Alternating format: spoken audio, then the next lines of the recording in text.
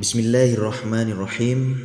Assalamualaikum warahmatullahi wabarakatuh.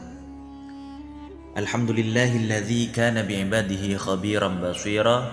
Tabarakalladzi ja'ala fis sama'i burujan wa ja'ala fiha sirajan wa qamaran munira.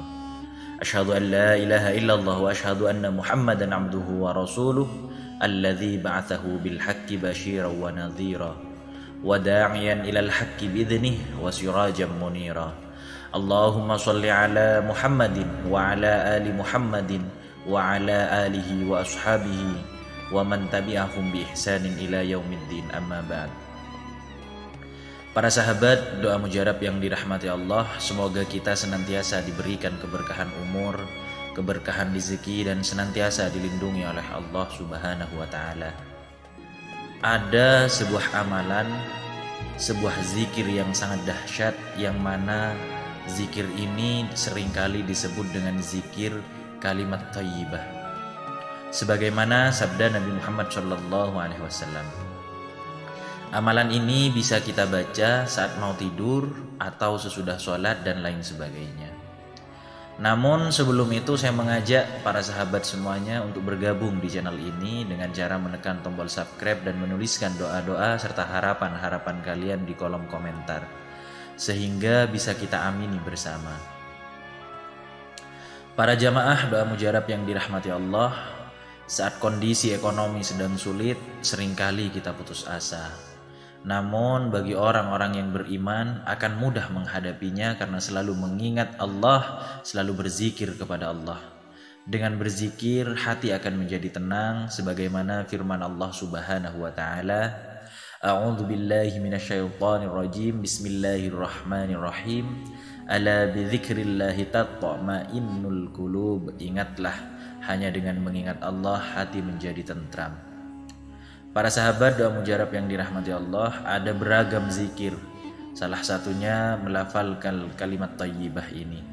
Di dalam kitab Syirajut Talibin, sarah kitab Minhajul Abidin karya Syekh Ihsan Jampes Kediri, disebutkan tentang keutamaan-keutamaan kalimat thayyibah ini. Seperti di dalam sebuah hadis riwayat At-Tabrani dan Ibnu Asakir dari sahabat Ibnu Abbas radhiyallahu anhu, Rasulullah Muhammad sallallahu alaihi wasallam bersabda, "Perbanyaklah oleh kalian membaca kalimat thayyibah ini, karena sesungguhnya kalimat tersebut adalah salah satu simpanan dari simpanan-simpanannya surga.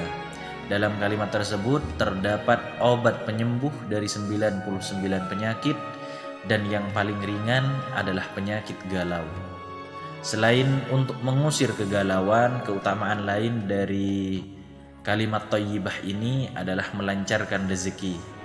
Seperti dikutip di dalam sebuah hadis riwayat At-Tabrani dan Ibnu Asakir dari sahabat Abu Hurairah radhiyallahu anhu, Rasulullah Muhammad sallallahu alaihi wasallam, Allahumma shalli wa sallim wa barik alaihi wa ala alihi wa ashabihi ajmain.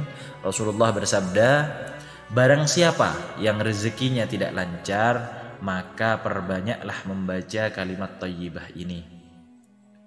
Di dalam kitab yang lain disebutkan Sayyid Muhammad bin Alawi al-Maliki al-Hasani dalam kitabnya Abwab al-Faraj membeberkan beberapa di antaranya, yaitu yang pertama, kalimat ini termasuk salah satu berangkas kekayaan surga.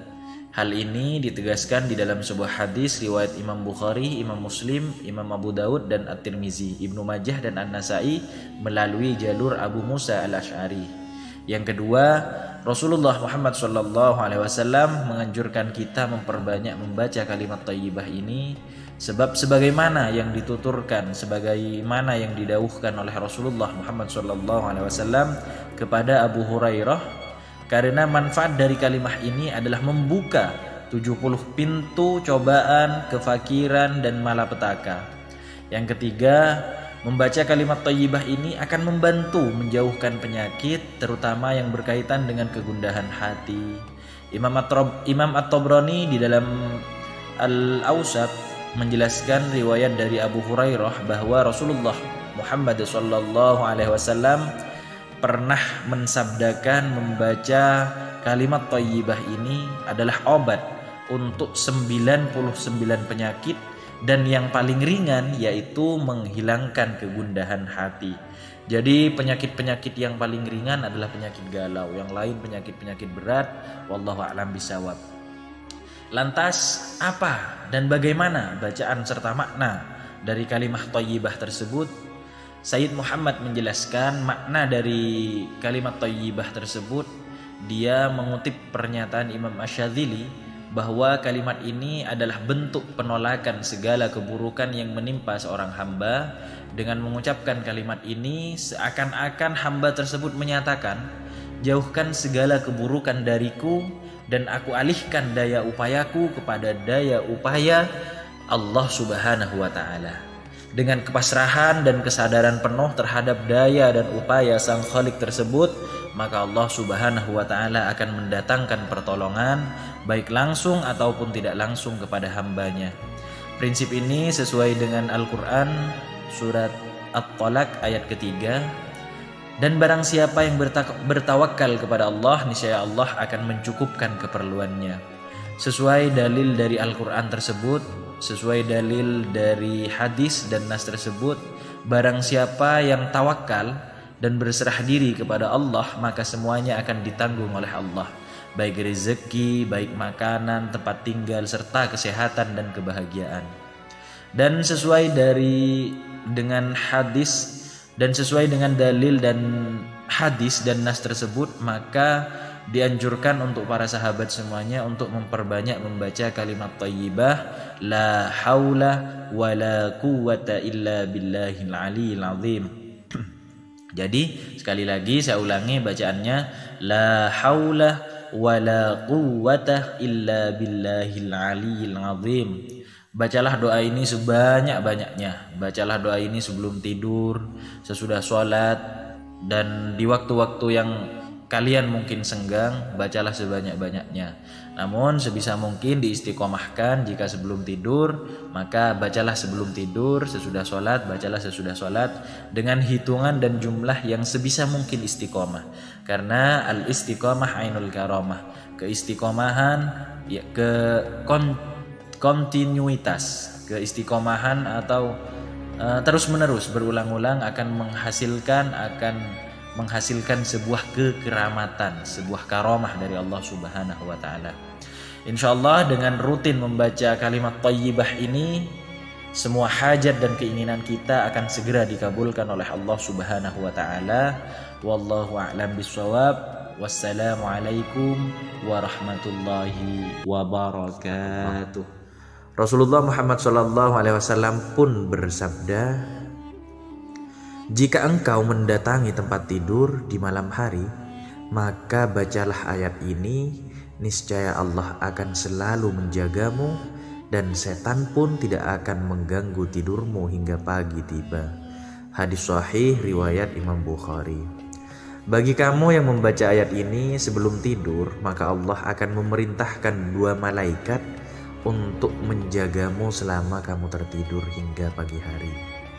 Abdurrahman bin Auf menerangkan bahwa Nabi Muhammad SAW apabila masuk ke dalam rumahnya, dibacakan ayat ini di 4 penjuru rumahnya, seraya berharap ayat tersebut dapat menjadi penghalang dan dinding bagi setan. Rasulullah Muhammad SAW bersabda, barang siapa yang membaca ayat ini setelah selesai sholat, maka tidak akan ada yang menghalanginya masuk ke dalam surga kecuali kematian. Hadis riwayat An-Nasa'i dan disahihkan oleh Syekh Albani.